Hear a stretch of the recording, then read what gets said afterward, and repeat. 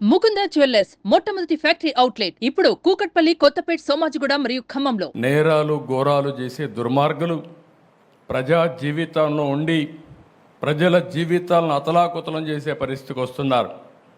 నేను ఒక పక్క వరదలు వచ్చాయి, వరదల్ని ఏ విధంగా ఆదుకోవాలి, అక్కడికి పోతే భయంకరమైన పరిస్థితులు. ఒకరోజు కాదు, 2 రోజులు కాదు, 3 రోజులు కాదు, వరద తగ్గడం లేదు. ఏం చేయాలో తెలియని పరిస్థితి. కనీసం మంచినీళ్ళు ఇవ్వలేకపోతున్నాం, తిండి అందించలేకపోతున్నాం. బోట్లు పంపిస్తే ఎన్డీఆర్ఎఫ్ లాంటి సంస్థ ముందుకు సాగలేక ఆ వెలాసిటీ, ఆ ఫోర్స్ వల్ల వెనక్కి వచ్చే పరిస్థితి వస్తామని మేము కూడా కొట్టుకొని పోతామని హెలికాప్టర్లు పెట్టాం. హెలికాప్టర్లో ఫుడ్ తీసుకుపోయిస్తే కొంత వేస్ట్ అవుతూ ఉంది, కొంతవరకే చేరుతూ ఉంది. డ్రోన్స్ పెట్టాం, ఎందుకంటే వీళ్ళంతా ఫుడ్ తీసుకపోతే వీళ్ళు కూడా దిగలేక కొట్టుకొని పోతామని భయంతో ఇసిరేయడం మొదలుపెట్టారు. దానివల్ల కూడా ఇబ్బందులు వచ్చాయి. అప్పుడు డ్రోన్లు పెట్టి ఇక్కడి నుంచి నేరుగా బిల్డింగ్ పైకి పంపించే పరిస్థితికి వచ్చాం. ఇన్ని అవస్థలు పడితే ఏదైతే వైఎస్ఆర్ కాంగ్రెస్ పార్టీ ఒక పేపర్ పెట్టుకొని విషం జిమ్ముతున్నారు అంటే, ఓడిపోయారు కాబట్టి, ప్రజలు ఓడిచ్చారు కాబట్టి ఈ ప్రజలపైన ద్వేషం పెంచుకొని ఏదో ఒక విధంగా నష్టం చేయాలని ఆలోచించే పార్టీ నియమనాలు నాకైతే అర్థం కావడం లేదు. ఇప్పుడు నాకు ఒక పెను సవాలుగా తయారైంది. మాట్లాడితే రాజకీయాలు మాట్లాడతారు. ఒక రాజకీయ పార్టీ ఆఫీసు పైన దాడి చేస్తారు. దాడి చేస్తే వాళ్ళని అరెస్ట్ చేస్తే దానిపైన కూడా నిరసన తెలియజేస్తారు. అంటే రాజకీయ పార్టీ అనేది ప్రజలకు ఒక దేవాలయంగా పనిచేసే పార్టీ ఆఫీసులు ఇవి. ఒక చిన్న party office, communist party office ఉన్నా ఎక్కడా ఎవరు దాడి చేయలేదు. నా జీవితంలో నేను చాలాసార్లు చూశాను. 40 సంవత్సరాలుగా రాజకీయ పార్టీ ఆఫీసులపైన, రాజకీయ పార్టీ నాయకులపైన ఎప్పుడూ దాడి జరగలేదు. ఎన్ని విమర్శించినా ఆ విమర్శని ఒక పాజిటివ్గా తీసుకొని కరెక్ట్ చేసాం తప్ప ఇంకోటి కాదు.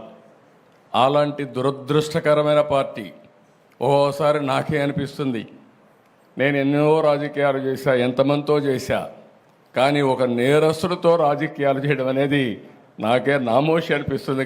కానీ మీ ప్రజాహితం కోసం నాకు తప్పడం లేదు ఈ యుద్ధం. ఆ విషయం కూడా మీరు గుర్తుపెట్టుకోవాల్సిన అవసరం ఉంది. నిన్న మొన్న మీరు చూశారు, నేను ఒక పక్క బురదలో దిగి, నేను దిగకపోతే మా ఆఫీసర్లు దిగరు. ఎవరు బురదలో దిగకపోతే సమస్య పరిష్కారం కాదు. కాబట్టి నేను బురదలో దిగాను. దిగడం కాదు, ప్రతిరోజు దిగాను.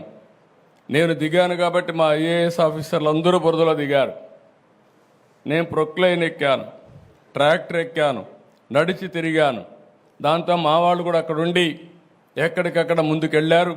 మా కలెక్టర్లు కానీ, మా ఆఫీసర్లు కానీ మొట్టమొదటిసారి నేను చూసా. ప్రజలందరూ కూడా శభాష్ అనే విధంగా ఈరోజు అడ్మినిస్ట్రేషన్ ఇవ్వగలిగారు. ఇదొక పెను మార్పు. మొన్నటి వరకు యథా రాజా తదా ప్రజ. వరదలు వస్తే 5 ఏళ్ళు ఎప్పుడన్నా మిమ్మల్ని చూశారా అని నేను మిమ్మల్ని అడుగుతున్నా. ఎప్పుడన్నా వచ్చారా అని అడుగుతున్న ప్రజలు, ఇది పాలకులు. ఎప్పుడూ వచ్చిన వాళ్ళు కాదు. మేము వచ్చి విమర్శించినా పట్టించుకునే వాళ్ళు కాదు.